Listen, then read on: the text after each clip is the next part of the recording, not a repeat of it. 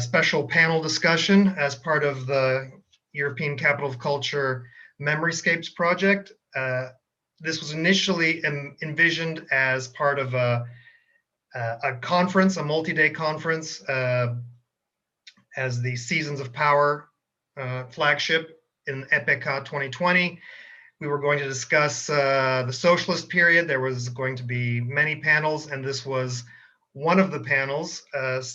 So unfortunately, we weren't able to have the conference as we wanted to, but I'm happy to host one of the panels put together by a good colleague and a good friend, Igor Duda, from the University of Pula.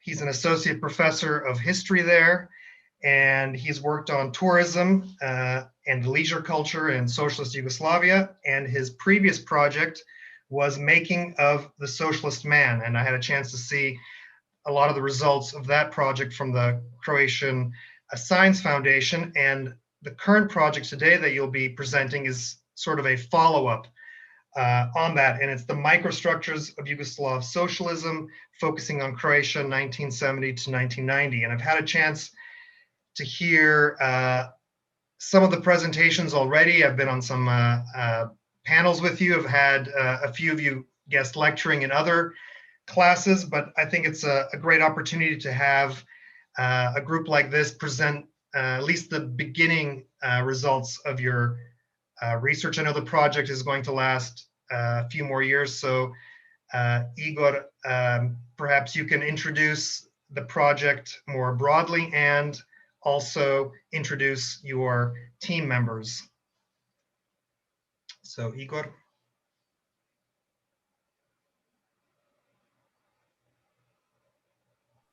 Okay, now you can hear me, I hope, Yeah. and you see the presentation, right? Hello everybody, of course, and thank you, Vjeran, for hosting us, for giving us an opportunity to speak to a wider audience about our project and our current results. It's been a hard year, of course. Some of the conferences have been cancelled, so really it is a nice change to speak outside of our own classrooms and to other students and to other colleagues and wider audiences. I'm not alone here, as you can see. A part of the project team is with me, Tina, Anita, and Sasha, but I'm going to mention the names again later on and present them properly. Yes, as you said, the full title of the project is Microstructures of Yugoslav Socialism, Croatia 1970-1990. Microsocialism is the acronym of the project. We started a bit more than 2 years ago, so it's half time, more or less, and we will be working until November 2022. Much more about the project can be found on the web page. You see the web address here. There is also a shorter version in English to which you can enter from this Croatian page. As you said, the project is financed by the Croatian Science Foundation, and it is based at the University of Pula at our Center for Cultural and Historical Research of Socialism. Who is working on the project? Who makes the project team?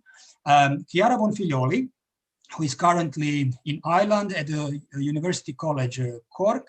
Magdalena Najbaragičić from Croatia, University Nord, Sveučilište Sjever. Christian Axbo Nielsen from Denmark, from Aarhus University. And then the names which I have already mentioned. So Anita Buhin, who is our postdoc associate at the university and at the project. Tina Filipović, who is assistant at the history department in Pula and a doctoral student within the project, doing her PhD at the University of Zagreb, Faculty of Humanities and Social Sciences. And Saša Vejzagić, who is finishing, hopefully next month, his PhD studies at the European University Institute in Florence. Of course, there is also Ulf Grumbauer, not exactly a part of the project team, but our consultant and a valuable addition, of course, to the project team. Our plan was and still is to cover a number of different topics. Each researcher is covering a specific topic and covering actually two municipalities within socialist Croatia. Croatia was divided in about 115 municipalities between 1960s and early 90s. So we've chosen some of them and entered in the structure of these municipalities through the municipal assemblies, the local committee of the League of Communists, the local conference of the Socialist Alliance of the Working People, and a number of other bodies. And actually, we are covering the following topics. Magda is working on the media in a local community, in a municipality. Christian Axbo Nielsen is covering the topic of public and state security. Tina is working on partisan war veterans, on SUBNOR, their organization. Chiara Bonfiglioli is working on the role and position of women in the society, especially through their organization, which was active within the Socialist Alliance of the Working People. Anita is covering the field of culture, especially the self-managing communities of interest in the field of countries, in the field of culture within 2 municipalities. Sasha is in charge of economic history, relations between certain municipalities and some large companies which were operating on their territories, but also wider in Croatia or the whole Yugoslav Federation. My 2 topics are the protection of self-managing relations and rights through the office of the of something what we might try to translate as ombudsman, and the larger topic about which I'm going to speak later today, the local communities, literally translated like that, Mjesna, zajednice, so the role of citizens as self-managers in their neighborhoods. Here on the map, you can see those municipalities in Croatia during the 70s and 80s. The orange ones are the ones we are working on through all these different topics. We are trying to cover the relation between the organizations of associated labor, between the self-managing communities of interest and social political communities, being the local communities, municipalities, or the very Republican level. Of course, another interesting triangle is the relation between the state on the local level or Republican level or the federal level, the League of Communists, and different social or social-political organizations. Between them and, of course, the people which were representing them and leading them on the local level, quite often exchanging these levels and these organizations and being active for years and years or decades. The municipality of Rijeka from the 70s and 80s is not, unfortunately, maybe, probably, unfortunately, at least in this context, one of our chosen municipalities. But Rijeka was the center of one of the regions of Croatia back then. The regions were called communities of municipalities, zajednice, Općina. This region was covering Istria, the Kvarner Islands, Croatian littoral, Gorski Kotar. So yes, in so many different ways, while talking about the municipalities of Labin, Pula, or Rovinj, we have to mention the regional level between Pula and Zagreb, for example, and the regional level was in Rijeka. So we cannot avoid what was going on in Rijeka, either on the municipal level or on the regional level, and bits of these informations and the data we have so far will be included in some of the presentations today. You see the titles of presentations, and you have been informed about them already. Anita will be first, then Sasha, Tina, and me at the very end. Yes, another sentence about the other black and white map on the slide. Apart from the municipalities, the black dots are representing local communities, Mjesna zajednice.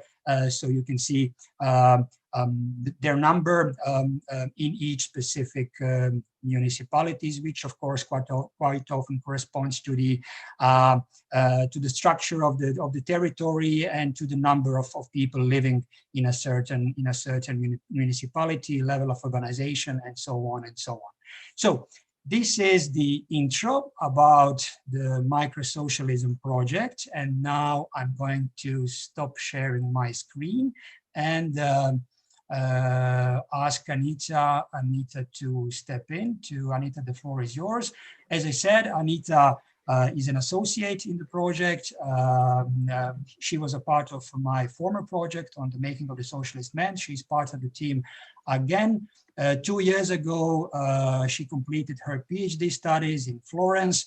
Before that, MA studies at CU in Budapest and BA and MA studies in Pula. And she's now already an expert in cultural history of socialist Yugoslavia.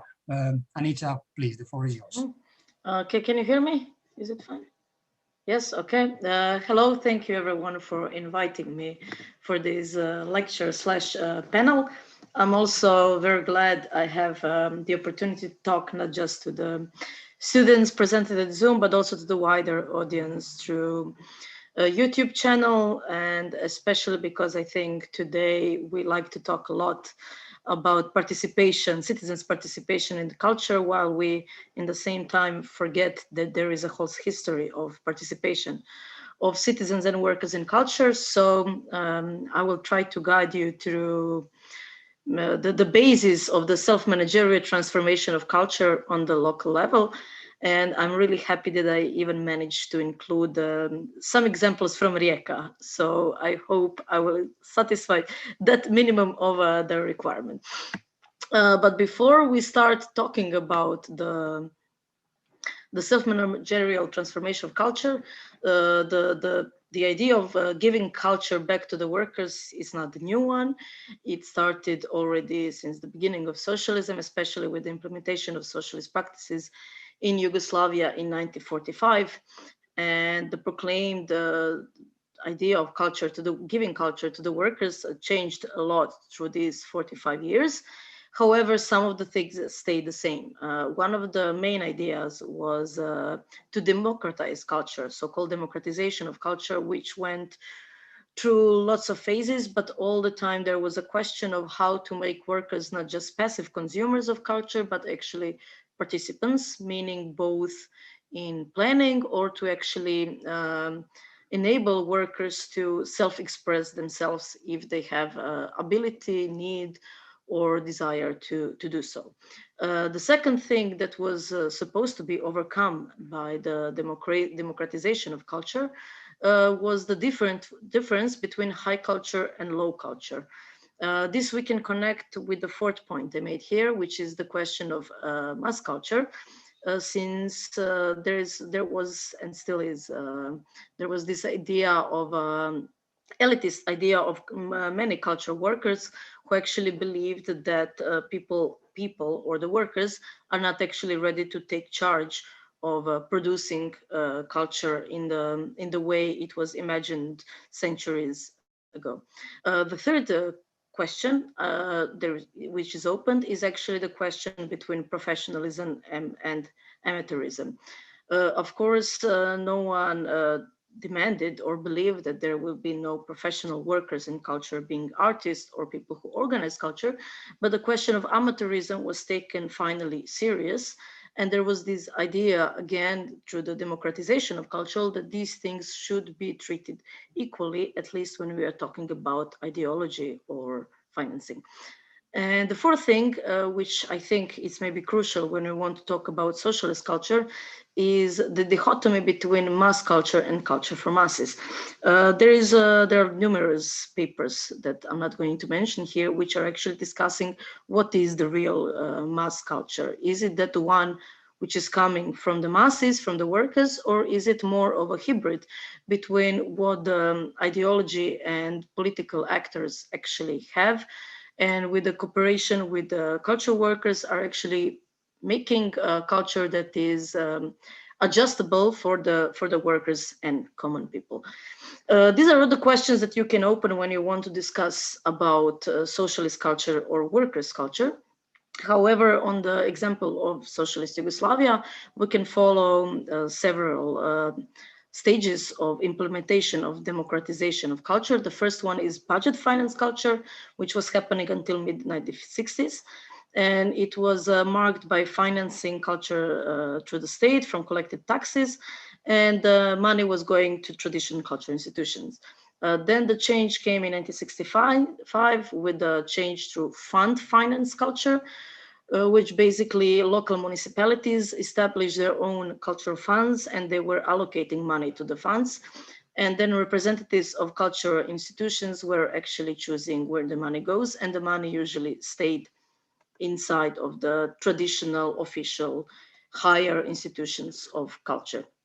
Lots of things changed in the mid-1970s with the new constitution of 1974 and the Associated Labor Act in 1976, which made possible the further democratization of culture, not just culture, but since we're talking about that, I will focus on that. And one of the things that constitution enabled people is to give a right to decide the purpose and way of spending the means for common social needs. A right to free exchange of labor, mutuality and solidarity, a right to self-management, abandonment of all technical and bureaucratic rulings, and implementation of delegate system. Basically, that meant that every person has the right, every working person has the right to decide where they can put parts of their salary into the social needs and culture included, and to participate in these all procedures, and also to participate in creation of the program and not just allocating funds. On the other hand, the Associated Labor Act of 1976 further developed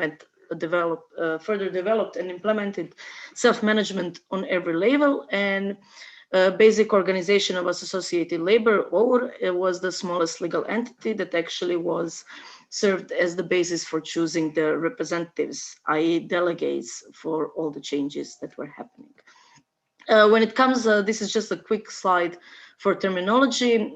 So OUR is Organization of Associated Labor, MZ, Mjesna, zajednica, local community, like Igor explained a bit earlier, and SIS is self-management community of interest. I put here the Croatian short terms because they're also, for one point, they're taken as part of the language today, and the second hand, it's really hard to translate these almost purely Yugoslav socialist terminology. And this is especially the case with local communities, as Igor also noticed a bit before in his talk.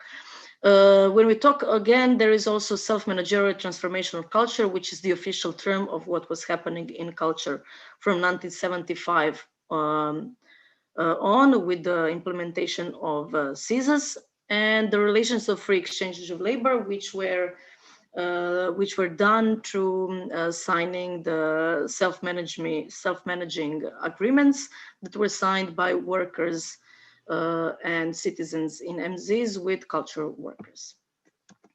So what did actually self-managerial transformation of culture mean? Here is a quote: universal creative and self-creative activity with which a person confirms versatility of itself. The self-managerial transformation of culture actually went back through to Marxist and Leninist writings of culture, where culture was meaning actually the totality of life. So not just the arts, not just traditional cultural activities, but actually the way of living, the way of communicating, the way of treating each other. Work should also become culture, and so on. So from one side, we have this traditional way of enabling workers to actually creatively express themselves, also in their working organizations and not just in their free time, through cultural artistic self-activities, as they were called. So many organizations and factories had their literary sections, their art sections. They were also invited especially to to nurture traditional folk dances and so on. And these were a part, they were organized as a part of a working environment. On the other hand, we can also trace a popularization of books, and many factories actually organized their own libraries, or workers were motivated to become members of libraries. There were so-called bibliobuses, which were movable libraries from the local library who bought a bus, and basically they were going around organizations and loaning books to workers during their working time. And the third way of actually bring culture to the workers inside of their working space was turning working halls into galleries. So there were lots of exhibition going on in working halls, sometimes even some theater plays or whatever. So basically kind of bringing culture to the workers, but also in a very, very traditional way. On the other hand, there is this notion of that the culture should be the substance and the way of life and work. And this meant aestheticization of a working place, which meaning taking care of the working halls, the canteen, gardening outside of the factories, as the next point says, green areas, taking care of how you are dressed. If they're working clothes, they should also be nice. And here we can also see really specific gender division, because female factories, for instance, cloth production and so on, were usually noticed as being better in this aestheticization of a working place. On the other hand, we have like this further, the most theoretic part, let's say, like humanizing working process and affirming creativity in work, which was dreamt of, but in all the materials I've encountered so far, we have seen so little of it, because there were still all these first steps to be passed. My case studies are Pula and Karlovac, and I decided on them because they are the big towns, but not in one of the top 4 in Croatia. They have a big number of mixed population with lots of people from other nationalities. They both had really big industries. In Pula, Uljanik, in Karlovac, Jugoturbina. They were both really big military places. And the worker structure is quite similar, with a big number of people participating in the second in the industry, actually, while we can still see some division in this first sector, which actually reflects in culture. Here I put just some data that I found in statistics. This is from the 1978, and I included Rijeka here, which is bigger than Pula and Karlovac, and it also shows in the organizational culture. And I think in a comparative way, it's actually really useful to see what are the successes of cultural policies and what are actually some kind of, let's say, natural ways of development because of the number of people that live in there and so on. So these are the number of cultural organizations that are under CIS. In Pula there were 7, in Karlovac there were 7, in Rijeka there were 15. These numbers in brackets are actually showing the wider space of the municipality. So the first number is like really the city, the town, and this other number, it actually shows the nearby villages that are officially under the municipality. We can also see that there is a really big difference between Pula and Karlovac and Rijeka on number of citizens employed, number of employed actually people in local organizations of culture comparing to number of citizens. We can also see the differences between number of seats in halls of organization and number of citizens, and actually in the reading rooms of working organization, which is more or less the same, but the number just says more than 1,000. And here in the left, where there is explanation, the numbers in brackets are the Republican average number, actually. When it comes to centralization of culture, this number also tells us about number of organizations.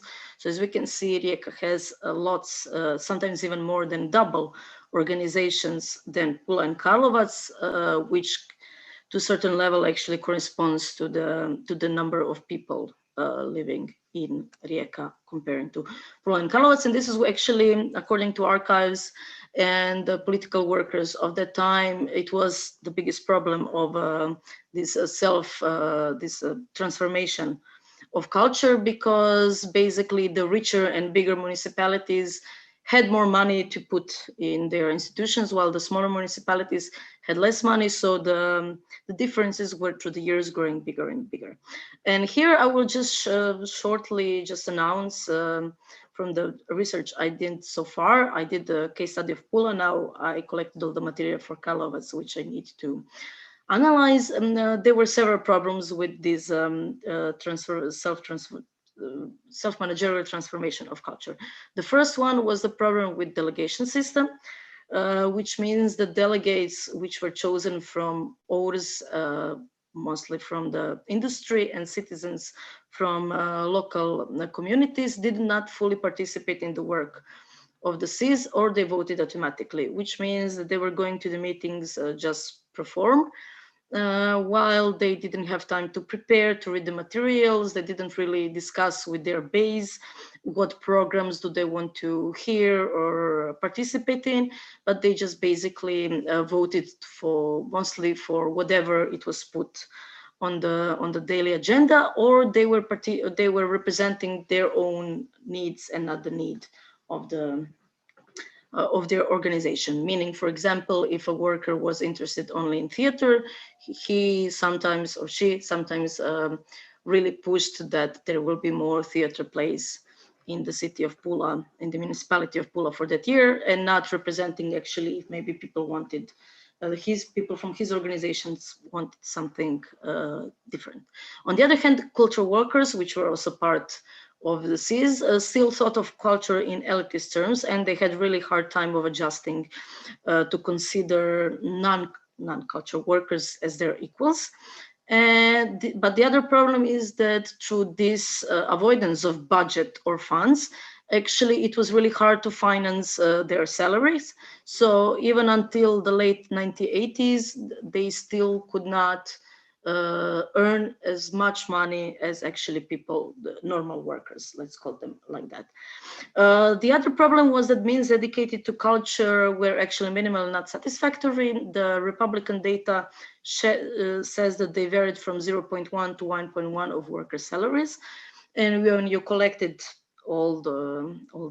this percentage from each salary, it actually wasn't enough for financing the basis, and let's not even talk about development and further ideas of culture. And the third, the biggest problem when we come back to these Marxist terms of culture, owners, especially the ones in manual labor, did not transform into organizations of culture. And still the only culture activities that stayed were actually amateur cultural activities that were organized through devotion and passion of some workers. And in conclusion, because I ran out of time, actually, so the only comparative case studies, I believe, should give us full picture functioning of SIVs of culture, because if there were some problems in Pula, it doesn't mean I'm going to find them in Karlovac. So the question is whether the delegate system didn't function because of the idea was wrong, or because it was implemented wrong, or maybe people were wrong. This is what we can find out only when we do a bigger comparison. However, this is definitely the biggest experiment in radical democracy in culture that not only Yugoslav, but we can also say in more global level happened during that time, since everyone could be actually chosen to be a delegate, and they could, if they were prepared, they could propose and demand their needs, cultural needs, to be satisfied. However, I don't want to simplify this, so I believe that there is a really complex view on reasons for the failure. One part was definitely human element, that sometimes delegates were not interested in what they were chosen to do. The second one was the question of education. It takes some time to actually educate yourself to fully participate in something. And as one of my sources says, maybe after 3 generations of workers participating in culture, that would happen. But since there was only 15 years of application of the system, these 3 generations didn't happen. So we really don't know if the system would success or fail. And here I will stop and let, I don't know who is next. Thank you, Anita. I should know who is next. Saša is Yes, please, everybody, keep your questions for later. We'll have time at the very end for questions, answers, discussion, and so on. And now from suprastructure, we are moving to the base, from culture to economy, and to the very north of Croatia. Saša, as I said earlier, is finishing his PhD studies at EY in Florence in business history. And before that, he studied at CU in Budapest and in Pula. Saša, the floor is yours. Thank you very much for the introduction. Hello to everybody. Let me just prepare for a second. Thank you for having me here. As Igor said, I'm just finishing my PhD, which really complements the topic here that I'm talking about today. And there are a lot of things that I wanted to say, so I'll start immediately. And I had them written instead of preparing them maybe by heart. What I will present is more narratively. It goes more into the biography of the company that I looked at, and the company is Građevinski kombinat Međimurje. That doesn't exist anymore, but it was extremely important for the city of Čakovec.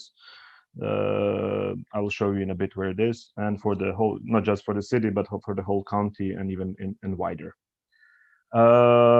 I will start with the sentence that when I studied, we made fun of it a lot, because we said that people who are working on second Yugoslavia always start their research with after the World War II. So I'll start with the same sentence. After World War II, Čakovec was a tiny city, a home to artisans and craftsmen.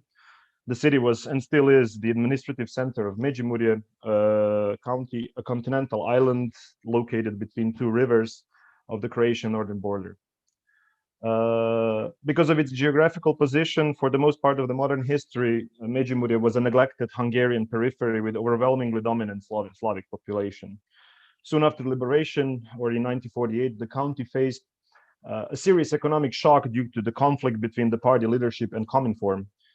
Because of its direct vicinity to the border with the Eastern Bloc, as a precaution in case of Soviet invasion, the central government relocated its scarce industrial capacities to Sisak and deeper into the Bosnian mountains. At the same time, this undevelopmental measure was complemented with restriction on capital investments that lasted until 1956, when Tito and Khrushchev briefly warmed up relations between the two countries. To sum up, economically already impoverished region, which was furthermore stripped of modernization, and until the second half of the 1950s, it depended on agriculture and small artisan workshops. Unlike today, when Međimurje is considered as one of the richest regions of Croatia, next to Istria. The county, however, had several competitive advantages favorable for starting a construction industry. Firstly, the craftsmen working in Međimurje were mostly in construction-related businesses like woodworkers, builders, brick producers, plumbers, etc. Secondly, for more than 2 centuries, a large portion of these workers were used to a culture of semi-gastarbeitership, or labor or seasonal employment outside the county. Finally, and most importantly, the soil near the river Drava was rich with clay, and the river banks were loaded with gravel and sand, all essential for production of construction materials such as brick and concrete. Now, little bit about just about the context of Yugoslavia in 1960s, as is important for what I'm looking at. In the first half of the 1960s, Yugoslav leaders sent first signs of economic slump, so they decided to reform the socioeconomic system. On macro level, among other things, the party abandoned the full state control over investment policies and established an independent financial sector, or semi-independent financial sector, which signified the first fundamental step towards formation of the Yugoslav business world. More importantly, the reform finally allowed companies to freely manage most of their income. This gave them a free hand to expand or maintain existing capacities, build the new sections, modernize production or services, diversify companies' business, increase workers' wages, bonuses, and so on. Now I will focus a little bit more on the company itself. Apart from the medium-sized food processing enterprise Vajda, you may have heard of it, and 2 mediocre textile companies, the county was spared of major industrial sites. Maybe you remember MTČ, that also doesn't exist anymore. This started changing when the communists in Čakovec answered the call from the federal government to take part in the systematic industrial consolidation. City leaders initiated formation of građevinski kombinat Međimurje in 1963 by merging 2 smaller construction companies together with 3 old brickyards and united artisan services employing few dozens of electricians, plumbers, tinsmiths, and mechanists. Opening of the project bureau was the last step in completing the entire vertical structure of the company, capable from producing blueprints, they were capable of producing construction material, and finally erecting buildings. The first general director was a partisan veteran and the first post-war president of People's Assembly of Čakovec, which could be the equivalent of mayor. His name was Josip Horvat Zdelar. He had little or no experience in the role of business executive before taking the head office. The lack of experience, however, would not necessarily mean absence of entrepreneurship or capacity to steer an enterprise, since he surrounded himself with qualified management staff. In 1966, Zdelar prematurely died, and in his place, the Workers' Council appointed an engineer, Mirko Jagic, a member of the new generation of professional managers. Unlike his predecessor, Jagic accumulated executive experience by overcoming the company hierarchy step by step. Once in the head office, Jagic, together with his technical director, Daniel Režek,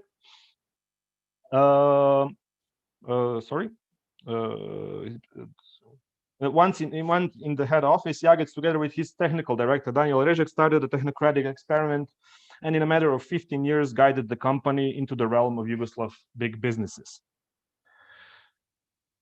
It is safe to argue GK, or Građevinski kombinat, I call it GK everywhere in the article that I wrote on this, had an unenviable starting point. In the 1960s, the brand new construction combine had no strategic importance in the eyes of the state, since it was just another enterprise in the sea of Yugoslav construction enterprises. In other words, GK had little or no support from Zagreb or Belgrade and had to rely solely on financially weak local administration in Čakovec, but primarily on its capacities and cadre potential. The management, however, had one favorable circumstance. The new law on enterprises from 1965 significantly increased the autonomy of self-management and management over company policymaking, including intervention in the organization and structure, as well as control over capital investments. Jagic and Režek exploited every last avenue of the awarded decision-making freedom in order to expand the company. The new management put their focus on maximization of profit and growth based on the retain and reinvest business methodology. Following the principles of modernization and profit efficiency propagated by the reform, in the first year of their management, they laid off 250 workers, or 20% of them, of the total workforce, probably for their lack of any qualification. In a matter of few months, the Workers' Council accepted management's proposal and shut down the ceramics department together with one of the brickyards on the grounds of being unprofitable operation. While blue collars got disciplined and re-educated for the new market conditions, the next priority on leadership's agenda was acute lack of experts. To resolve this problem, Režek and Jagic restructured the system of income distribution and bonuses in a way to make GK welcoming and comfortable for white collars, but also to make them accountable for the performance of their projects. Economic power of the company and the share of salaries in it were vital for penetrating the domestic market. To spread its business out of the local area, GK had to keep the prices of their services low, especially when bidding to seize capital projects. They were successful in doing so by keeping salaries of unqualified and semi-qualified majority of collective almost below the minimum. For instance, in 1968, half of the workforce in the company had a salary of 45,000 dinars, which was then equivalent of $36, and today it would be roughly around $270 when you calculate the inflation. In other words, the way in which the new management pursued profitability consisted of insisting upon both productivity and efficiency based on the financial stimulation, as well as the competitive and professional interrelations in the collective. One can argue that by changing the economic discourse from overcoming the backwardness with increasing the social reproduction, into maximization of profit for the sake of integration with the market, the post-reform Yugoslavia gradually shaped a new business culture that put question mark above the basic socialist principles and ideas of development. Modernization of work process was another important area affected by the change of leadership. The new management used their expertise and know-how to extend the productive part of the calendar. They transferred their knowledge of how to build and use construction materials in colder parts of the year to site supervisors and other responsible workers. Working during the winter season was crucial for emerging on the Adriatic market. Construction of restaurants complex in Pula in 1966 was their first major project, one that marked the beginning of GK's business expansions. Istrians were satisfied with the results, and the following year they offered two more larger tourist projects in Rovinj and Poreč for 14 million dinars, the largest sum the company cashed in thus far. By the end of 1960s, the company specialized in civil and industrial engineering. Construction of buildings for tourism was mostly done on the coast, while residential industrial objects were primarily reserved for Međimurje and surrounding area. For instance, Čakovec, the home city, got a new hotel, a sizable factory for the textile company, spacious grammar school, modern department store, and several residential buildings on 10 levels. Together, they radically transformed the city landscape, turning it from an artisan trading settlement into a modern city, and it was all built by the GK workers. In turn, those contracts between 1967 and 70 increased the company total revenue from 32 to 200 million dinars, and more than doubled the workforce from 900 to 2,200 employees. In other words, the company and the county developed a form of strong codependency in their mutual prosperity. Režek's role in GK, the technical director, Daniel Režek, his role in GK and local administration served as the most illustrative example of strong symbiosis between the two structures. He arrived to one of the future company components after finishing his degree in 1961 and immediately claimed the office of a young technical director, since at that moment he was a very rare construction engineer in the county. For the same reason, and at the same time, he got employed in the newly established high school in Čakovec, specialized for a variety of trades in construction sector. Without the contract with an engineer, the school was unable to receive a much-needed license to legally teach students and shape future qualified workers of GK. Full control over the local construction market coincided with Režek's career advancement in 1974 when he was elected county president. During his political mandate, GK received major infrastructural, commercial, and public projects such as the modern post and telecommunications center, the large city overpass, as well as the first power plant on the river Drava. Towards the end of his mandate in 1977, Režek invested into modernization and expansion of construction school, and GK enriched Čakovec, which a brand new center for construction trades with a regional gravitational reach, alluring students from all neighboring counties, even from Zagreb. In 1978, Režek got a promotion and claimed the position of state minister for construction. This again had repercussions for the company, since now it had an important voice in Zagreb. At the turn of the decade, GK made a lucrative deal with one of the wealthiest companies in Yugoslavia, the oil and gas giant INA, to build them an IT center. More revealing proof of stronger ties with Zagreb and the party was the awarded contract for building the famous political school in Tito's birth town, Kumrovec. In the same period, the company also breached the state borders and gradually started building in Bosnia and Serbia. Entering the new decade was also marked with the first listing of GK among the top 130 largest production enterprises in Yugoslavia. In the year of great oil crisis, the company had 4 billion dinars and total revenue of 6,000 and over 6,000 employees. However, although GK managed to preserve stability until 1981, total breakdown of Yugoslav economy in its last decade knocked the Čakovec-based giant to its knees, same as the rest of the Yugoslav business scene. Skyrocketing illiquidity and indebtedness entirely suffocated the economy. The government responded by imposing restraints to uncontrollable capital investments in the whole country, which in turn almost completely silenced the construction market. The company faced challenging task to keep the 7,000 workers strong giant on its feet. While the country's leaders and economists insisted upon exporting, GK found itself in the dead end, as it never seriously opened to the foreign markets, probably because there was no need to do so, since the market in Yugoslavia flourished in the previous decade. In the mid-1980s, however, once again, Režek's career trajectory could have had a significant effect on the business performance of the company. Following the end of his minister mandate, Režek claimed the office of the General Director of INGRA, Construction Consortium for Exporting Construction Services to Non-Aligned Countries and Eastern Market. For still unknown reason, however, the management in Čakovec would not be part of this deal until the end of the decade, when it was already far too late. Needless to say, in the start of the 1990s, one successful company was first pulled out of the category of social property, renationalized and privatized as its massive industrial capital was gradually plundered through the model of the downsize and distribute. The case of GK Međimurje provides us with a valuable insight on the role of politics behind the businesses in Yugoslavia, but also shows the line between economic and political elites and how the former at certain point even got subjected to the latter for their own business interests. Moreover, on one hand, GK represents a rare example of the successful reform project as its management efficiently implemented a technocratic model of governance aimed towards stronger integration with the market and maximization of profit, but also permanent growth in Keynesian fashion of retain and reinvest. On the other, all the technocratic novelties implemented by the management at the same time justifiably put a large question mark above the principles of socialist development.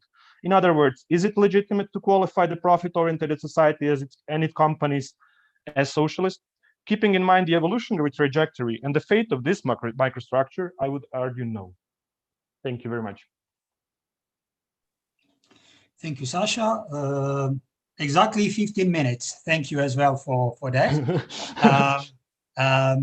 Yes, and now Tina is our third speaker. Tina, as I said, a PhD student at the University of Zagreb, working on SUBNOR organization, the organization of partisan veteran fighters from the Second World War, and here within the project covering two municipalities, Labin and Sisak, but today speaking about the international cooperation of the SUBNOR from the region of Rijeka. Tina, the floor is yours. Yes. Thank you, Igor. Just a second to manage the share screen option. Okay. Can you see the presentation? Yeah, okay, great. Okay, thank you very much for the introduction. And yeah, I'm the youngest here on this project, and I'm still on doctoral studies on my third year right now, and it's really a great honor to be here with you on this this very panel. Okay, yeah, my research team is about the position and the influence of the partisan war veterans and their organization in Croatian politics and society during the 1970s and 1980s. The years that I mentioned proved to be the period when local branches of SUBNOR became more productive, better, well organized, more independent, and in the meantime, their greater engagement in everyday political life was strongly promoted by the Republican Board of Organization. For the needs of the project, the two case studies were selected. Therefore, the Municipal Board of SUBNOR Labin in Istria and Municipal Board of SUBNOR Sisak in Central Croatia are my case studies. Archival sources for this research are mainly the documents of SUBNOR's local and Republican board, and with a combination of a selection of a relevant newspapers, local or regional material. For this presentation, I prepared the selection of material which I found in state archives in Rijeka, and it's related to the international cooperation of SUBNOR. The totality of connections with the foreign veteran organization and their communication, we can understand as international cooperation, of course, but the connection with the Italian Veterans Organization and their communication, we can also observe as a regional transnational cooperation on this territory of Rijeka region. SUBNOR, founded in 1947 as a socio-political organization, gathered former partisan fighters, war invalids, families of the fallen fighters, the ones who actively supported the national liberation movement or were interned or deported in the concentration or working camps, and other groups such as veterans from the Spanish Civil War. SUBNOR's role in decision-making process was really important, and he was recognizable by its commitment to the politics of the League of Communists and its ideological promotion in the public sphere. Besides taking care of the socio-material well-being of its members, SUBNOR's main task was to preserve the partisan memories of the National Liberation War and promote the state's policy and ideology in the public sphere, especially the ideology of the Yugoslav socialist patriotism. By the manifold materialization of the memory of war, such as monuments, events, exhibitions, museum exhibitions, culture, commemorative or popular events, SUBNOR participated in the process of shaping of the collective memory.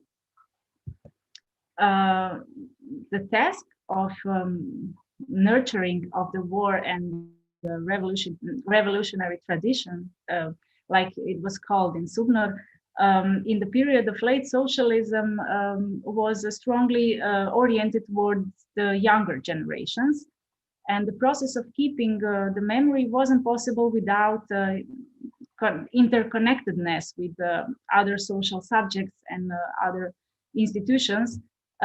As Milan Slani, the president of a regional SUBNOR board of Rijeka, stated in 1974, he said, our memorial areas should not stand just as cold plates or empty reconstructed huts shrouded in oblivion, but must become the places of creative gatherings of youth and citizens.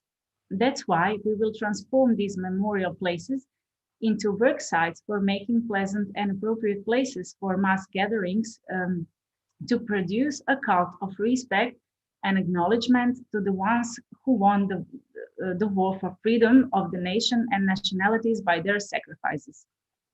But at the same moment, those places should become the centers of sport, recreation, vacation, and the meetings and places for our youth and citizens who will themselves participate in making these centers and in organizing the cultural and popular events in the spirit of the revolutionary traditions and socialist humanism.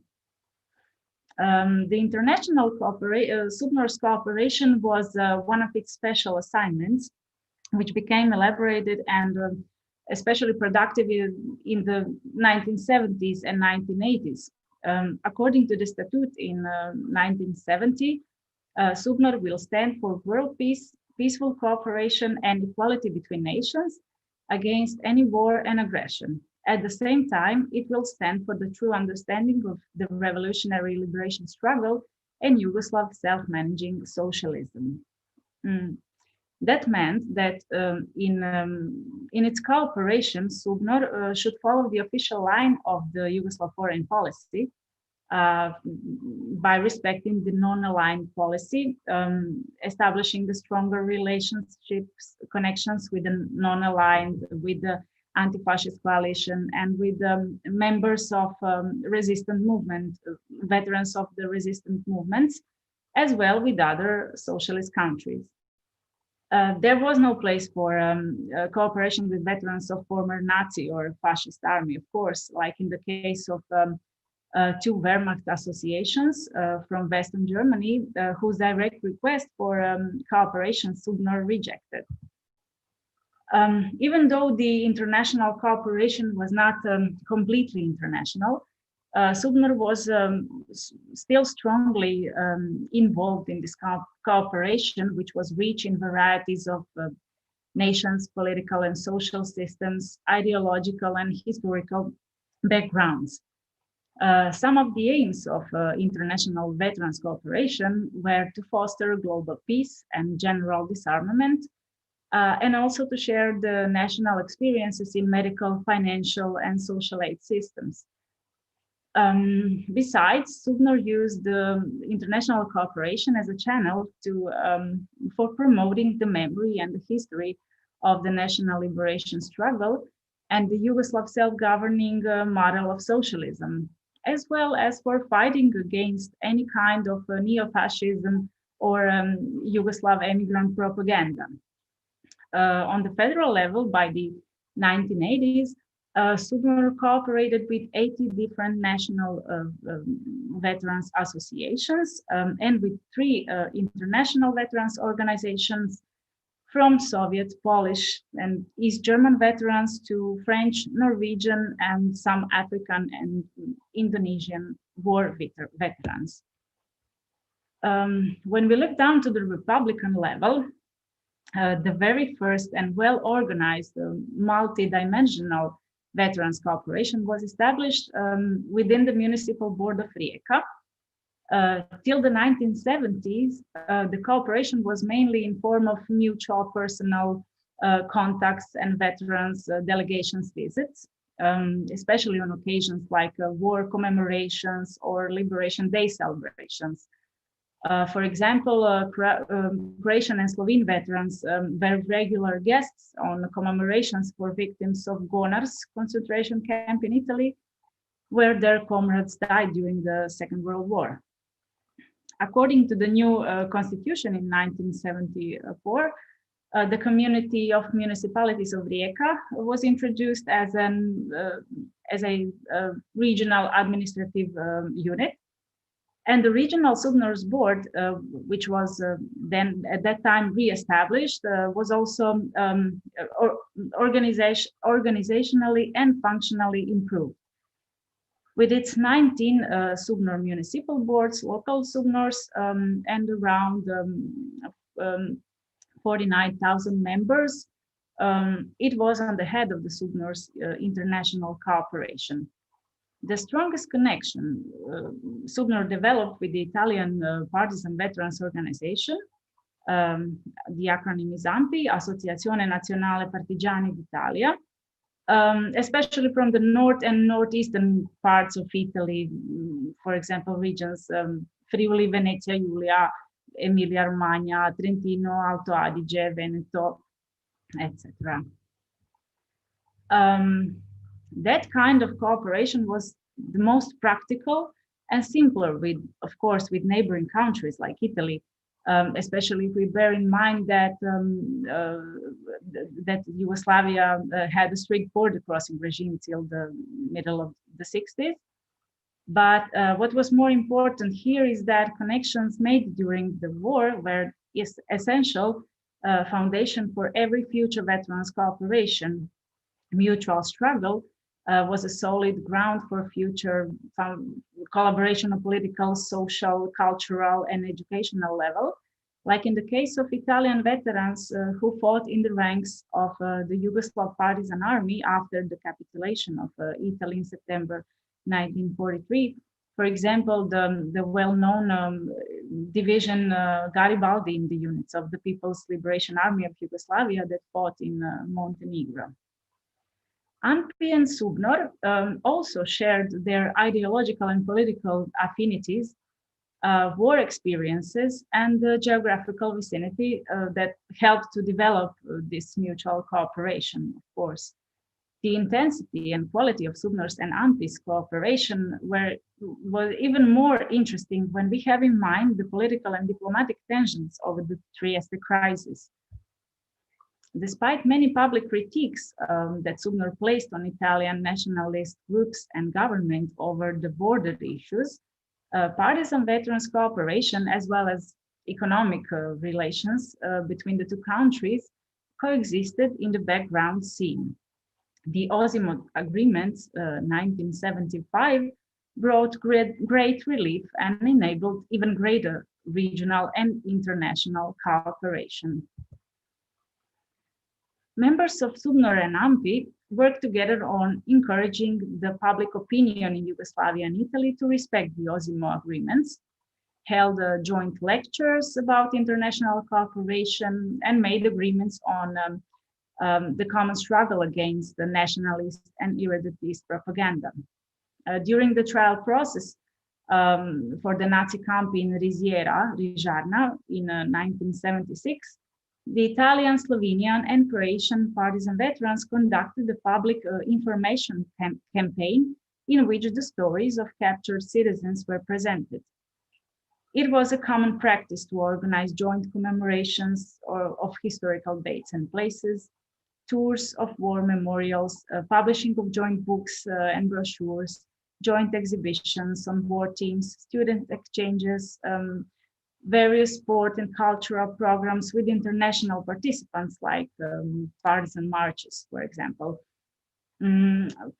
For example, the Yugoslav exhibition about the fine arts in the national liberation struggle that was shown for 25 days in Milano in the middle of the 70s was by SUBNOR very well attended.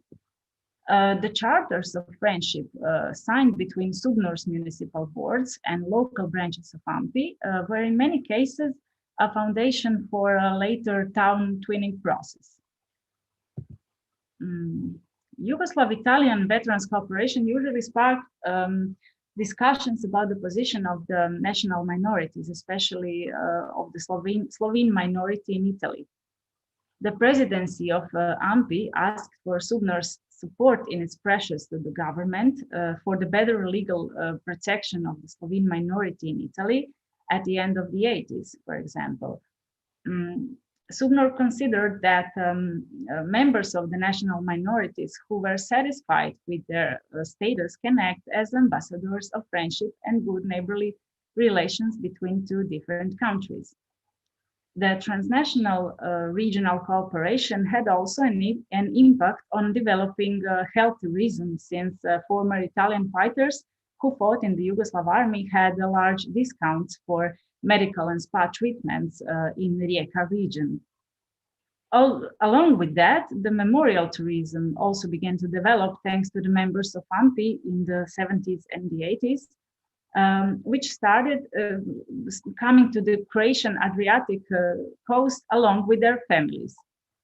For example, in the middle of the 80s, former fighters and their families from Modena booked 2 hotels in Opatija in the winter season for 6 months to combine their vacation with a tour of historical places on the National Liberation War in Croatia.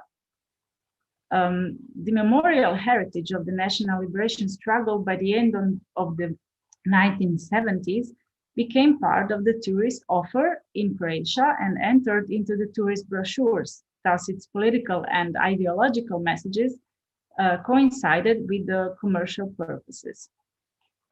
With all its political and ideological limits, the international veterans cooperation of this area can conclude that gave its contribution to the development of the transnational regional diplomatic relations and cooperation.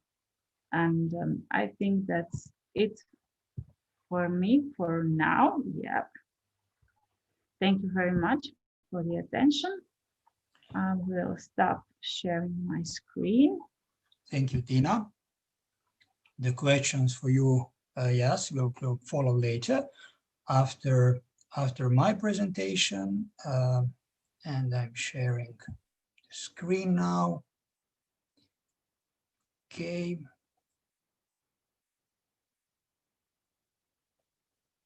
Fine.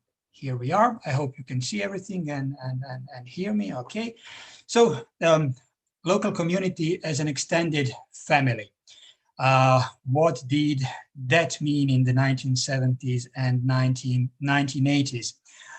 In this research, I'm covering the whole territory of Yugoslavia, so not a specific local municipalities, but due to the nature of the sources and due to the idea I originally had, I'm really covering the concept and then the practices on the ground in different parts of Yugoslavia. The best practices, the worst practices, those which are mentioned in the sources written on the Republican and federal level. So archival sources are really important, especially those coming from the Socialist Alliance of Working People, from the archives in Zagreb and the archive in Belgrade, then the press, especially the specialized monthly covering Yugoslavia as a whole called Mjesna, zajednica, then legislation, statistics, and of course, all what was written about local administration in the field of political science, administrative science, and sociology, mainly during the 1970s and 80s, and bits later on. Also, although these topics became historical, so after 1990s, there was no interest in them in these fields of science. What's the logic behind a local community, or Mjesna zajednica? Something similar to what we have in Croatia today, and it's called Mjesni odbor, but then again different. And Mjesna zajednica, at least as a term, is still kept in some post-Yugoslav countries. So what's the logic? There is a worker who is active in his or her work time. There, at the company, at the institution where he or she works, at the factory, they might be included in the workers' councils. And that's the way they participate in self-management since 1950 on. But what happens when they come back home? When they are at their home address, at their place of dwelling? Back there, they are just ordinary citizens or consumers of goods, consumers of services. They're enjoying their free time, living in their free time. And what can socialism do with them in those 2/3 of time when they're actually living at their home address? So there is the local community. The local community is a place where they can meet, where they can cooperate, work together, plan together, contribute to their neighborhood. Even more so with the abolition of small municipalities during the 50s, and definitely with the reform of 1962, when large municipalities were formed, for example, around 110 in Croatia, more than 500 in Yugoslavia as a whole. And at that moment, it was clear that there is a level missing. So a level below municipality, which could operate on the very micro level, on the level of a village, larger village, a group of smaller villages, or on the level of a city quarter. Then, with the Constitution of 1963, local communities were introduced, not as obligatory units. That will happen 10 years later in 1974 with the new Constitution. Another thing is really important. So the money is coming from the companies, from the factories. That's the source of financing. The idea was, well, if that money through taxes and other ways is finally reaching the local communities, the workers then should be active in those local communities and decide actually what will happen with that money, in which way that money is going to be used, what sort of services they need there at their home address, how social, that thing was called social standard, meaning health services, education, and everything else, infrastructure, and so on. What do they need? If the money is coming from their workplace, then they should decide as well how to invest that money. So a local community with its bodies was a place for planning and decision making through self-management. So somebody, a person, a socialist man, a socialist citizen was expected to be a self-manager also in his or her free time or leisure. In this way, such a person would become, an element in this triangle, which I showed already in the introduction of this panel. So in the triangle formed by a local community, the basic organization of associated labor, and the self-managing community of interest sees for different sectors, different areas.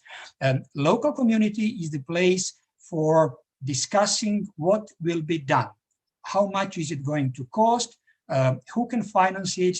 And in which extent the locals want that project to happen. It means that the bodies of the local community had to negotiate with the basic organization of associated labor and with SIS, for example, in the fields of trade, education, culture, health, physical culture, so sports, and so on, and so on. For example, if they negotiate with the local bowl in trade, meaning with a local supermarket, they can negotiate about the opening hours of the supermarket, about the products they need, about the behavior of employees of the supermarket, and so on and so on. If they negotiate with SIS of education, then they will state, yes, we need a new school, we need an additional kindergarten, and so on and so on. That was the idea, that these locals should be included in socialist planning. All this meant that citizens had to be mobilized. They had to be included in one way or another. So it didn't happen by using force, of course, but somehow through different activities, through propaganda, they should be motivated to take part in all this decision making. Self-management in the local community was also called direct socialist democracy, and quite often in the 70s and 80s, the scientists were pointing out this side of socialist self-management. Yes, it is a form of direct democracy, and our citizens should participate in it. It meant that behind all this process, there was the larger process going on, or it was planned to happen. That's the Marxist withering away of the state. So the society was supposed to take role of the state, and these citizens had to make decisions which were formally made by the Federation, Republic, or municipality. In such a local community, they know each other better, of course. They can function as an extended family, take care of each other, show solidarity, show empathy, build another sort of society, humane socialism, humanized socialism, which quite often, especially in the late 40s and through a part of the 50s, was quite often accused for being really bureaucratized or for forming alienated citizens, especially in new urban areas, in new neighborhoods. In order to do all this, the citizens were invited to participate in different bodies of local communities. So there was the local community council, the president, deputy secretary, assembly of citizens, Zbor građana as the larger gathering, and then of course referendum, which could be called and organized for a number of reasons. For example, to introduce so-called self-contribution taxes in order to stimulate investments in field of health services, education, or any road construction, or any other field. Apart from these councils, there are also branches of political and social organization. For example, Tina's SUBNOR also was expected to have a branch in every local community. A number of other organizations, Red Cross, for example, Our Children Association, Socialist Youth Alliance, the Party, League of Communists, of course, and so on and so on. All of them were expected, not obliged, and quite often they did not have one if there was a lack of local enthusiasts, activists who would take care of it, but they were, expected to organize such local branches. Apart from that, local communities were sending the delegations and delegates to negotiate with the organizations of associated labor and to be their representatives at the SIS or at a special council within a municipal assembly. That council was called Council of Local Communities and was one of 3 councils in every municipal assembly. As you can imagine, if a local community was expected to do all this, the number of local communities was supposed to rise. And this was going on through the 70s and 80s. The peak was reached in the early 80s with nearly 14,000 local communities around Yugoslavia, nearly 4,000 in Croatia. Here, since we are virtually based in Rijeka at the moment, you can see the number increased from 15 in 62 to 56 in 79. On average, such a local community in Yugoslavia had around 19 square kilometers, or 1,700 inhabitants. Smaller than average were local communities in Macedonia, Slovenia, and Croatia. The smaller it is, it was expected it might be more successful in implementing self-management. It's easier to know each other among 1,000 than among 10,000 people. It's easier to know each other within a village or 3 neighboring villages than in a large city neighborhood with 10,000 people, of course. So therefore, the process of forming newer and newer, more and more local communities was active through the 70s and 80s. 2 examples, one from Dalmatian hinterland, municipality of Imotski. There was a local community, Mjesna, zajednica, Lovreć. Within it, a village called Nikolići, only 320 inhabitants. In 86, they wanted to proclaim their independence from the local community of Lovreć because they were totally unsatisfied with the policy which was coming from the seat of their local community. In terms of investments, in terms of infrastructure, the final line was the introduction of new phone lines. Apparently, the phone lines which were planned for Nikolići were somehow redirected to the seat of the local municipality, to the main village, to Lovreć. And that was actually the final drop. After that, the villagers were writing to the municipality of Imotski, to the Socialist Alliance of Working People, to the Croatian parliament, to the very high level in Zagreb of the Socialist Alliance of Working People, and so on, trying to get a local municipality of their own. According to the law, to the legislation, they were allowed to do so. But as you might imagine, sometimes the local interests were different. And in this case, Nikolići were not allowed as self-managers to proclaim their own local community. On the other hand, a quite large local community, one of the largest in the municipality of Rijeka in the 80s was Gornja Vežica. And they did not mind about it, not at all. There were more than 12,000 inhabitants. They were happy with it. They felt that with such a large number of people, they have more influence on the municipal authorities. They built a new community center where they had different gatherings, manifestations, celebrations, activities, and so on. They formed a special club, which was there for earning money, again, for gatherings, for celebrations, and so on. A carnival, as you might expect in Rijeka, and so on, and so on. As much as 1,000 enthusiasts or activists, activisti, as they were called, were active in that local community, taking care of all these activities of delegations and things which were going on the local and on the municipal level. One of the main issues was the financing, of course. They thought that the municipality of Rijeka was supposed to be decentralized and that more money should be kept on the very local level, in the neighborhood, in the local community. But that was a general process in Yugoslavia at the time. Republics wanting more autonomy from federation, municipalities from republic, and local communities from the municipality. A number of referendums were organized in Rijeka from the mid-60s to the late 1980s. Until mid-80s, 7 of them. The first 4 were quite successful, and the plans were achieved, fulfilled, thanks to more than 1% of income, which was voted on a referendum, and every employed person, every worker was actually then giving 1.2 to 1.5 of his or her income in a special budget, which was then used to construct new roads, new bus stops, new kindergartens, new schools, new health facilities, and so on. Troubles, of course, appeared around 1980 with the economic crisis.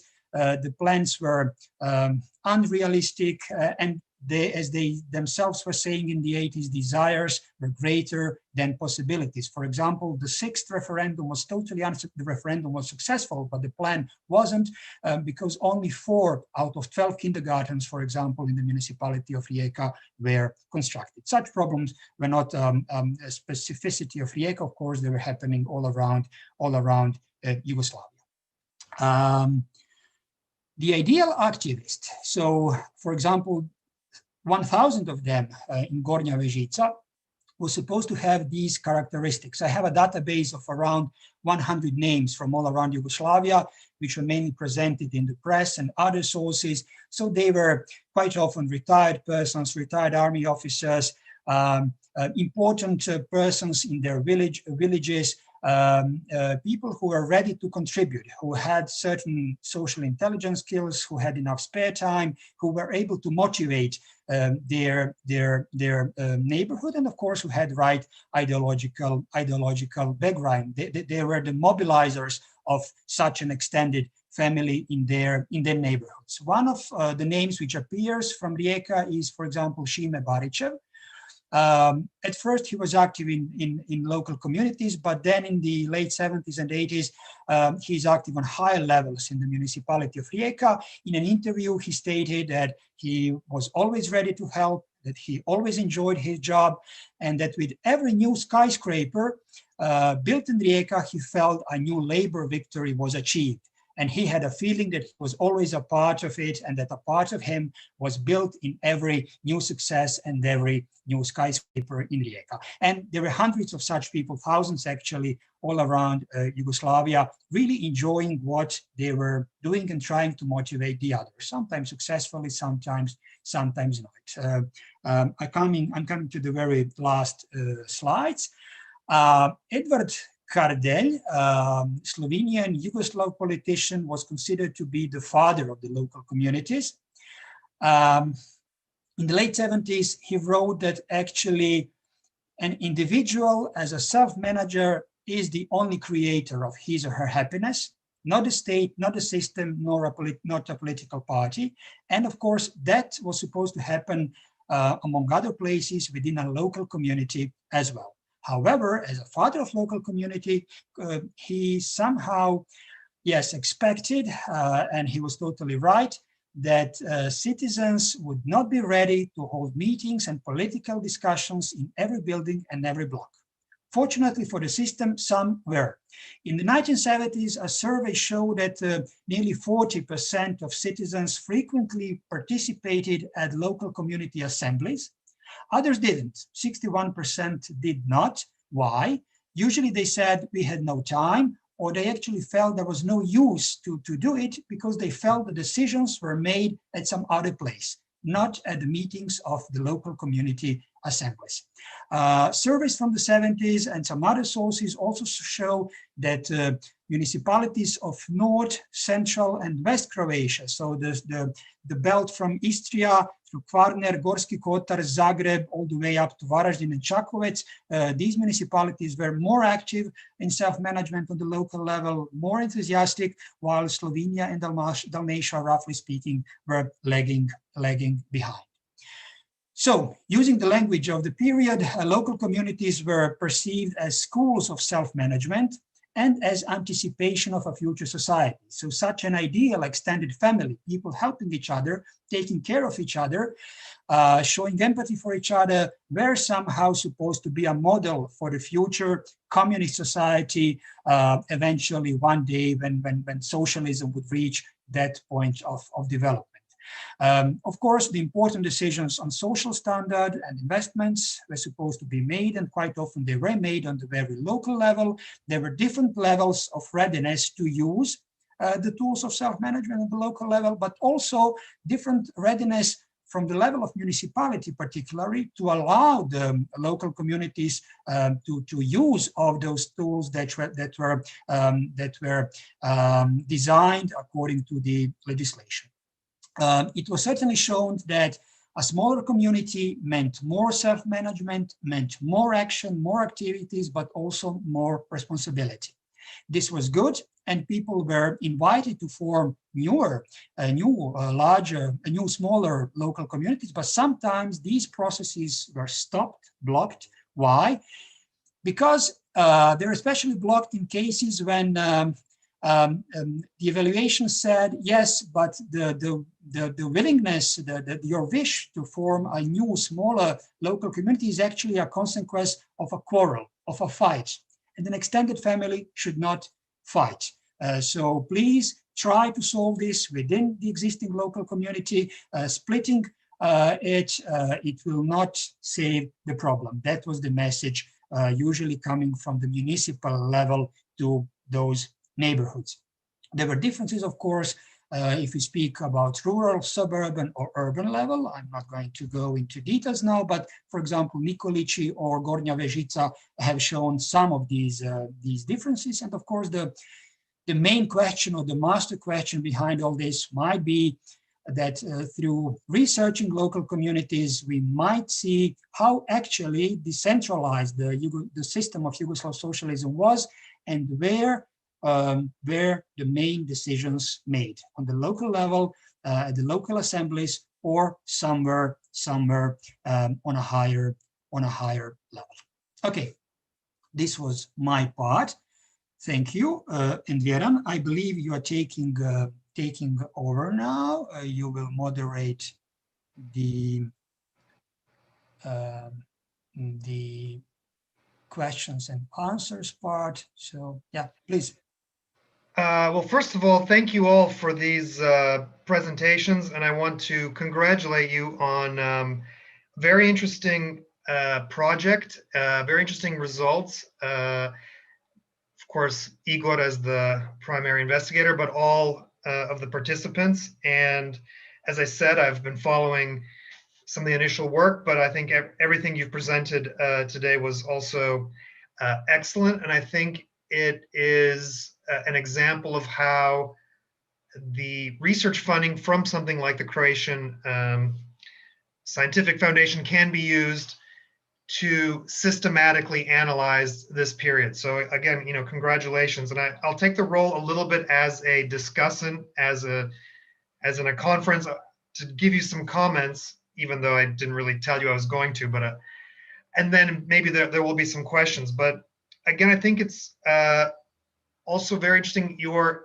interdisciplinary approach. Okay, you didn't have engineers or biomedicine, but I mean, as historians, from the different perspectives and how important it is to look at cultural history. Anita, you've already spoken to my other classes about some aspects of that, or this political history or economic history, which I think is often overlooked. So Sasha, that was very, very great. And then your approach in this micro-socialism, micro-history to really understand the society, because the last 30 years, when you talk about socialism, it's always been so generalized and focusing, I don't know, about communist crimes and certain aspects, which of course do need to be discussed, but now you're really deconstructing the inner workings of the society. So again, congratulations, and even conceptualizing the project as it is. And I think it'll be an inspiration to future researchers, because you are somewhat limited by the number of researchers you have, and many other municipalities, comparisons that could be done. And again, also thank you for bringing in Rijeka into the story. Had we been in the conference, I think this would have been an excellent opportunity to exchange more ideas and discuss a lot of the great questions and research you've brought up. And so, but two things which I'll will ask all of you, and I know you're historians, but this class is in cultural studies, and I'm sort of acting as a cultural studies person here, but it's almost an inevitable question is, so how do we compare all these aspects to today, whether it's the construction company, whether it's the relationship with war veterans, with the inclusion of average citizens in culture, or with this activists, the engagement with the local communities. And actually the conclusion from all four of these presentations, was this a totalitarian state? why are we still using this totalitarianism, the two totalitarianisms, when at least from the presentation that we've heard, this micro-socialism, I mean, it seemed very much democratic, open to the West. I mean, even the most rigid, dogmatic aspect of the SUBNOR are engaged in spreading international peace and dealing with these even with the Italians and so-called, other enemies. Okay, the Wehrmacht veterans were excluded, but so you're really presenting quite a different narrative than what has been dominant for the last 30 years when we talk about socialist Yugoslavia or socialist Croatia. So, just the individual questions, and Anita, again, thank you for this very systematic analysis of it and this difference, the masses, culture of the masses versus mass culture. And I think we discussed a little bit in the other course that I was teaching. You were also focusing, I think, on some exchange from the West that was coming in there. But how would you, describe current culture and like the participation of average citizens? I'll go and ask everybody, and then we can have, you could go through the group. And I'm asking this because, in preparation for Rijeka 2020 and all these events that we were presenting and thinking about and trying to get citizens involved, you can come up with an amazing program, especially these like intellectuals and cultural entrepreneurs, but is someone going to consume it? How do you build this culture of consuming, well, whether if it's elite culture or popular culture? So was the socialist model more advanced? I mean, you sort of ended saying that it was a failure in a way, and I'm wondering what you think today's consumers of culture are like, and is there a worker culture or not? And this example of Čakovec, Sasha, was also great, and I think just the most recent events with the earthquake in Petrinja, etc., and the other various corruption cases with sort of construction companies. So I think what you're doing is very important to show, there are other models. They also had their weaknesses, but maybe they had their strengths as well. And I thought your final comment, was this socialism? And I think your conclusion was that it's not. So I think, I don't know if I really have a question, but I thought, maybe comment on, are there similar companies functioning now in Čakovec? I don't know if you're based in Čakovec, that's why you chose that, or so maybe just just compare how these companies function then and today, if you have just a few comments. I mean, again, you can keep your comments quite short. And then Tina, your example of the international activity of SUBNOR, which I thought was great. What about today and the branitelji? Are they engaged in global peace initiatives? Of course, it was Yugoslavia. It was like the non-aligned movement was there, but it seems like what has remained is a lot of these, privileges, or at least the perception of privileges in society, but none of this activist, internationalist aspect. I mean, maybe that's not surprising if it was a homeland war and fighting for a nation state. But on the other hand, it seems like the activity of SUBNOR, again, being so dogmatic, but also engaged in this very global activity, which I thought was great. I mean, my own work on the Spanish Civil War veterans is not that surprising because his community was based on international solidarity. And finally, Igor, again, great work, and you've got a great team, and it's great to see the structure of the local community. I think it's overlooked a lot because we do focus on the top levels of politics. But at the buzzword especially in the US, in the 90s working on East European topics when I was doing my master's and my early PhD. And it was a lot of people who had come from Prague and Poland, and they enrolled in a PhD or master's program. And everyone was talking about civil society, the fact that these socialist societies had no structures. It was all some kind of authoritarian system. And that's why we needed civil society now to like allow these to function. But I mean, what you're describing in a way is like a very functioning local communities. They're activists. People aren't taking, instructions from some apparatchik in Belgrade or Zagreb, but they're engaged in their own community. So again, maybe compare a little bit of, are there these activists in your building? Are you engaged in these things?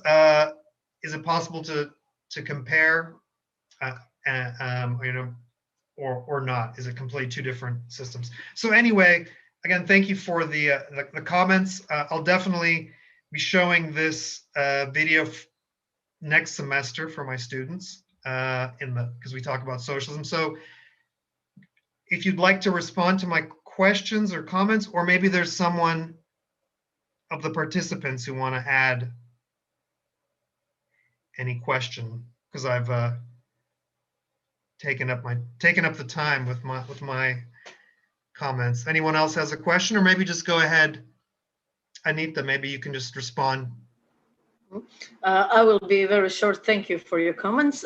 Since at the moment I work in civil society, I think I can also give you a non-historical answer that you wanted. And I'm always surprised as how little memory is stayed today from this self-managing culture, actually, in today's strives to actually build this participation of people involved in culture and civil institutions. And I will just shortly remark on the question of failure. I did maybe sound pessimistic in my conclusion, but and I really want to find a good example where this delegation system worked, because I think it is really the most radical imagining of a democratic participation that was ever tried in any system, like a state system. And I really want to find out how complex was it, why these problems occurred. Of course, we cannot imagine, what would have happened if the state didn't fall apart. But I truly believe that there are some positive things, and it was not just human element, as some people like to interpret, that these kind of self-managing experiments failed. So stay in touch, and I'll let you know in 2 years. Okay. Sasha? Thank you very much for the questions. Yeah, I mean, comparing it with today, I would say that there is a continuity, but in a bad way, from 1960s onwards, because I would say that business environment in Croatia today has its roots in the reform period from the 1960s onward, in sense of strange combination of deregulation and strong state interference. I would just say that since I worked on this topic in my doctoral thesis, there is a remarkable similarity between businesses in 1960s and 1970s and what some of the companies or large companies in Croatia have done today. The parallel is between Agrokombinat and Agrokor, where both father and son Todorici,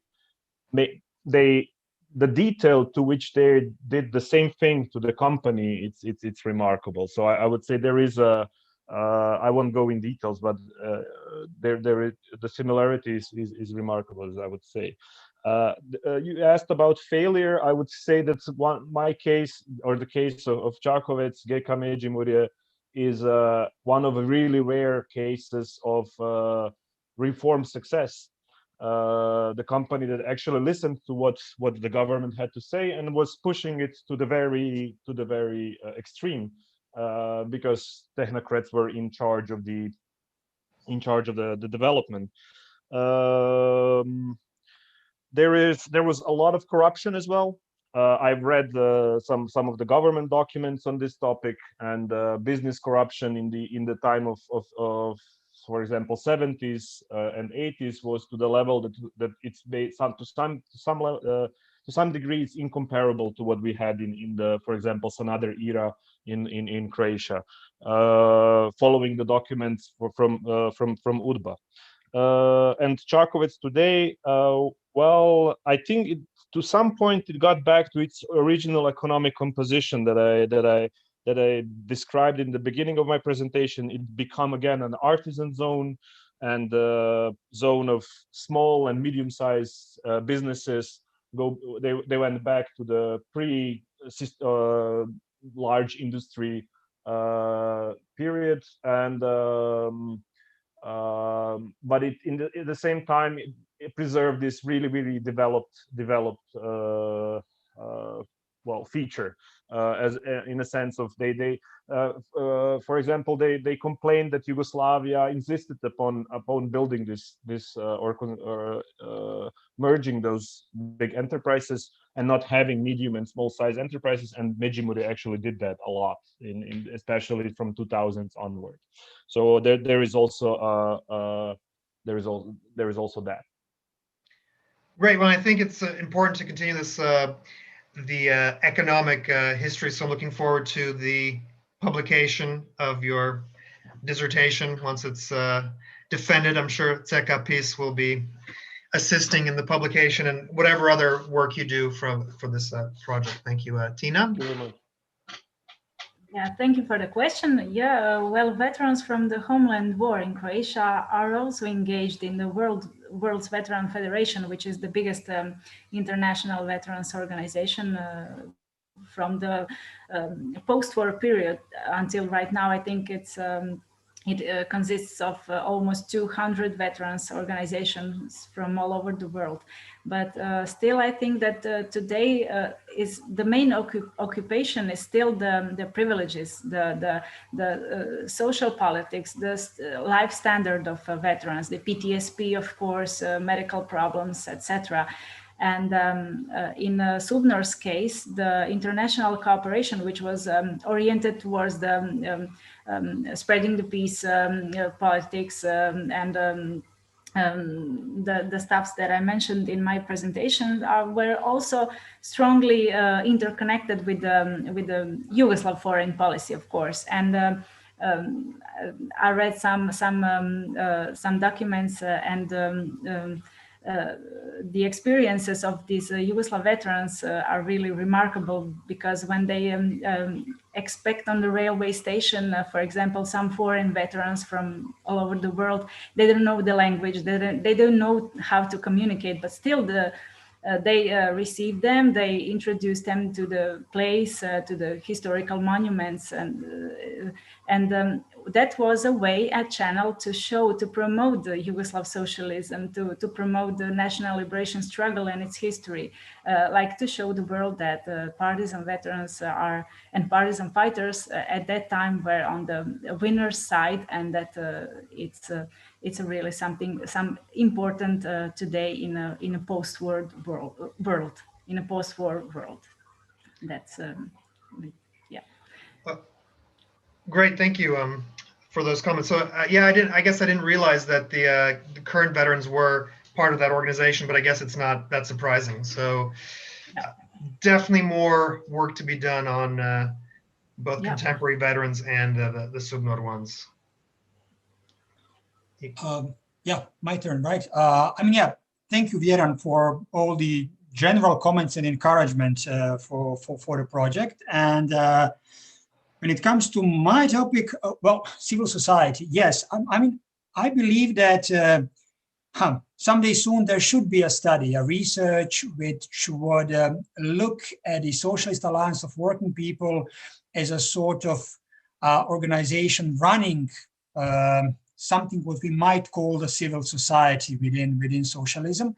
I mean, that umbrella association was gathering organizations, associations from sport and music associations to for example, pioneer and socialist youth association and so on. So really a wide range of organizations was included, organizations which a lot of them, of course, still exist today. They work in a different environment, in a different legal and social setting. But yes, they existed back then, and it would be worthwhile to comparing actually their existence, their history before 1990 and after 1990, and see what was going on. When it comes to the comparison of the local communities with present-day local boards, from as far as I know, the turnout for the elections for local boards in Croatia is extremely low. It might be one-digit number or maybe slightly more, of course, on average. In socialism, quite often they were not happy with 30 or 40% of people participating at assemblies. So assembly is a meeting, not election. If you are interested, if every third citizen is interested to come to a meeting to discuss what's going on in the neighborhood, I think that's really a high turnout, and it can secure that a certain that direct democracy can function up to a certain point.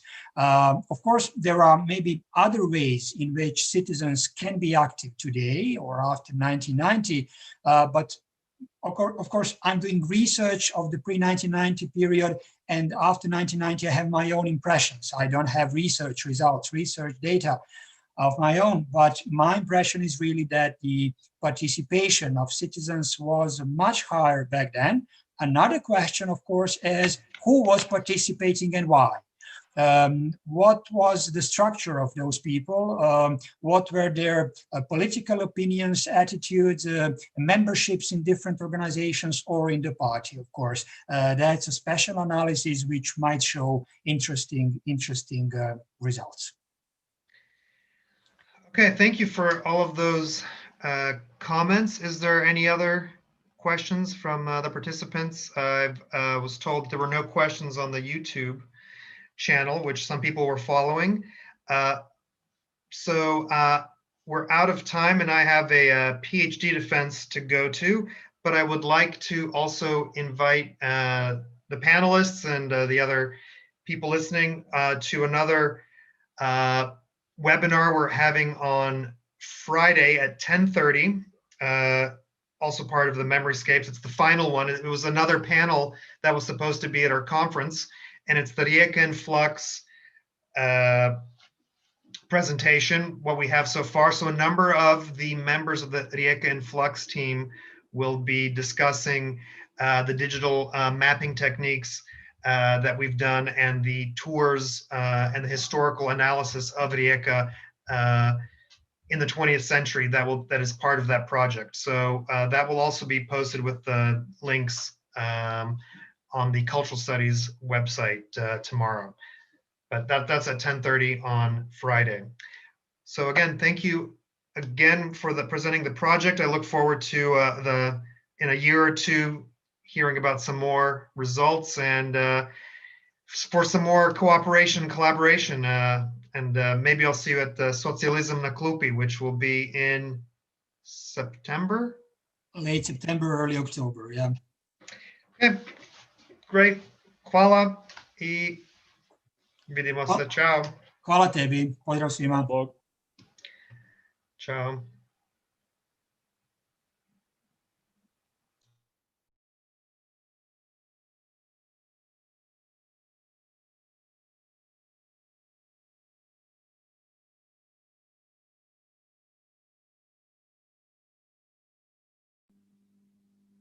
Aj.